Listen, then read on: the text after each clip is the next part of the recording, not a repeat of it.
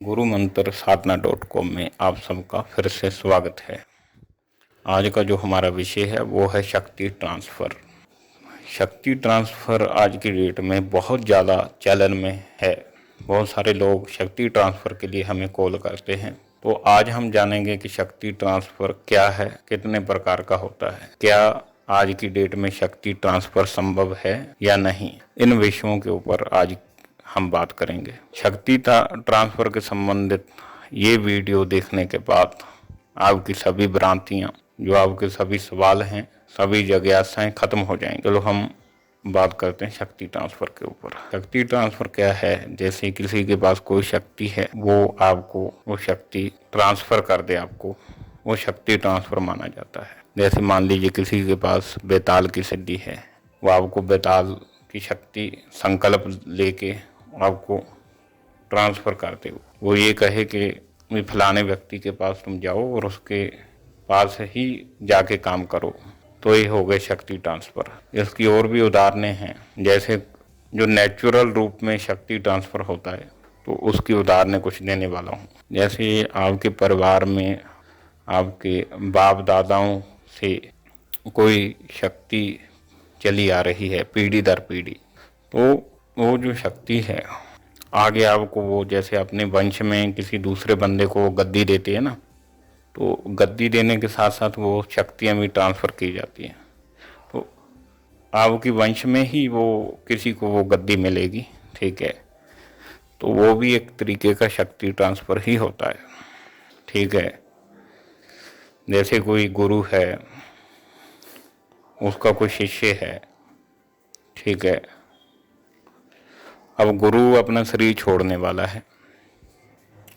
वो शरीर छोड़ने से पहले अपने शिष्य को जो भी उसने जिंदगी में शक्तियों की साधना करी है, सिद्धियां प्राप्त करी हैं, वो सारी सिद्धियां ही अपने जो शिष्य है उसको दे देता है शरीर छोड़ने से पहले। तो वो भी एक शक्ति ट्रांसफ़र ही होता है।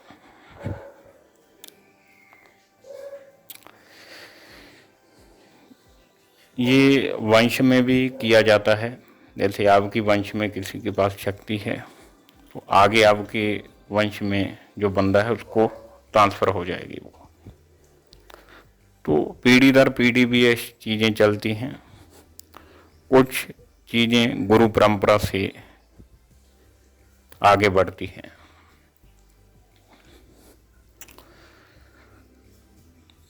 तो ये शक्ति ट्रांसफ़र होता है। शक्ति ट्रांसफ़र इतिहास में भी हुआ है। महर्षि जो वाल्मीकि जी थे, उन्होंने लव कुश को शक्ति ट्रांसफ़र किया था। बहुत सारी कलाएं, संगीत कला, वैदिक कला, योग, अष्टांग योग, बहुत सारी विद्याएं, युद्ध कला की विद्याएं, तो लव और कुश को उन्होंने ट्रांसफ़र की थी, क्योंकि उस टाइम पे समय बहुत कम था। तो उस टाइम पे भी शक्ति ट्रांसफ़र हुआ था। शक्ति ट्रांसफ़र गुरु गोरखनाथ जी को भी शक्ति ट्रांसफ़र हुआ था। मच्छिंद्र नाथ जी ने बहुत सारी शक्तियाँ उनको ट्रांसफ़र कर दी थी। तो ऐसी बहुत सारी उदाहरणें शक्ति ट्रांसफ़र की हमें देखने को मिलती है। तो ये होती है शक्ति ट्रांसफ़र। जो आज की डेट में भी शक्ति ट्रांसफ़र लोग कर रहे हैं पैसा लेके, क्या वो शक्ति ट्रांसफ़र सही है या गलत है? अब इसके बारे में आगे बात करते हैं। जैसे मान लो बहुत सारे इन चीज़ों के ऊपर फ्रॉड भी हो रहे हैं। शक्ति ट्रांसफ़र के ऊपर किस तरीके से हो रहे हैं वो भी मैं आपको अभी बताने वाला हूँ। जैसे मान लीजिए आप, मेरे पास कोई शक्ति है, ठीक है, अब मैं बोलूँगा किसी बंदे को कि मैं आपका शक्ति ट्रांसफ़र करने वाला हूँ, ठीक है, मेरे को इतना पैसा चाहिए, मैं आपको बेताल की मेरे पास सिद्धि है, वो मैं आपको ट्रांसफ़र कर दूँगा। वो बंदा एग्री हो जाएगा और मेरे को अकाउंट में पैसा डाल देगा। जैसे वो पैसा डालेगा, मैं तुरंत जो मेरे पास बेताल की सिद्धि होगी, मैं बेताल को बोलूँगा भी फलाने बंदे के पास 3 से 4 दिन के लिए जा। वो 4-5 दिन वहाँ रुकेगा, उसके काम करेगा। फिर 4-5 दिन के बाद फिर वो वापस जिस बंदे ने साधना सिद्ध कर रखी है उसके पास वापस आ जाएगा उसके आदेश अनुसार। फिर आप लोग सोचोगे कि मेरे पास तो शक्ति है नहीं, तो फिर उस बंदे को फ़ोन करोगे आप, तो वो बंदा बोलेगा आपने कोई गलती करी है इसीलिए नाराज हो गए, वो चला गया। अगर आपको दोबारा वो चाहिए, वो शक्ति चाहिए, तो आपको फिर से पैसा ट्रांसफ़र करना पड़ेगा। फिर आप ट्रांसफ़र कर देते हो, फिर 4-5 दिन के बाद फिर वो वहाँ से आ जाता है। थोड़े दिन रुकता है, उसके बाद फिर आ जाता है। फिर आपको समझ में नहीं आ रहा गलती कहाँ हो रही है, पर आपके साथ बहुत बड़ा फ्रॉड हो रहा था, तो आपको पता ही नहीं चलता। 3 से 4 बार आप पैसे दे देते हो, उसके बाद जाके आपको कहानी समझ में आती है कुछ।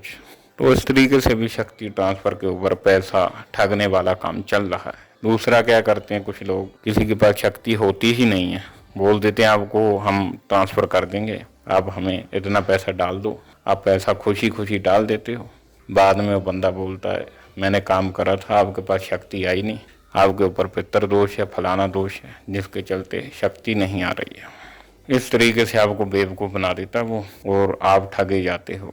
तीसरा जो हम लोग करते हैं शक्ति ट्रांसफ़र, हम आपको बताते हैं कि हम जैसे कोई व्यक्ति होता है उसके लिए साधना में बैठते हैं, उसके नाम का संकल्प लेते हैं, फिर उसके बाद उससे ही भोग प्रसाद लगवाते हैं। जो भोग प्रसाद की पूरी प्रक्रिया उसके थ्रू ही रहती है।